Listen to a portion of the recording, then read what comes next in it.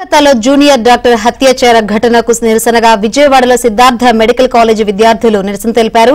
ప్రభుత్వ ఆసుపత్రి ప్రాంగణం నుంచి ఈఎస్ఐ ఆసుపత్రి వరకు ర్యాలీ నిర్వహించారు. జూనియర్ డాక్టర్లను వృత్తిపరంగా కాపాడే రక్షణ చట్టాన్ని పగడ్బందీగా అమలు చేయాలని కోరారు. కోల్కతాలో జరిగిన దాడి వెనుక ఉన్న నిందితులను కఠినంగా శిక్షించాలని డిమాండ్ చేశారు. లేకుంటే జూనియర్ డాక్టర్ల రక్షణ చట్టం కోసం దశల వారీగా ఉద్యమానికి సిద్దమవుతామని హెచ్చరించారు.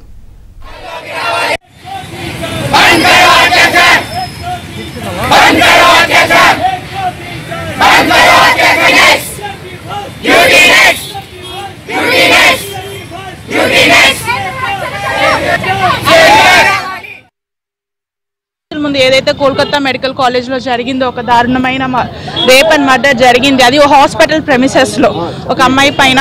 దానికి జస్టిస్ కావాలి. ఇది వాళ్ళకి సపోర్ట్ గా ఎవరైతే హంతకులు ఉన్నారో వాళ్ళని పట్టుకోవాలి. ట్రాన్స్పరెంట్ ఇన్వెస్టిగేషన్ జరగాలి. దానికి ఒకటి. ఇంకొకటి, అక్కడ ఏవైతే కారణాలు ఉన్నాయో ఈ రేప్ అండ్ హత్య జరగడానికి అవి ప్రతి కాలేజ్ లో ఆ లోపాలు ఉన్నాయి. పైగా డాక్టర్ మీద అసాల్ట్స్ ఎక్కువ అవుతుండడం వల్ల సెక్యూరిటీ పెంచాలి. ఇంకా సెంట్రల్ ప్రొటెక్షన్ యాక్ట్ ని తీసుకురావాలి.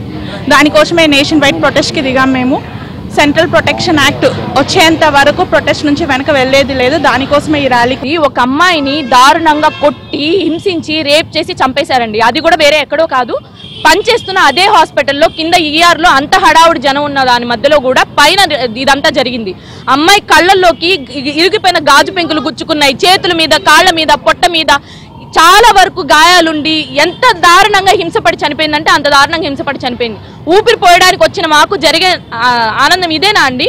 మా పేరెంట్స్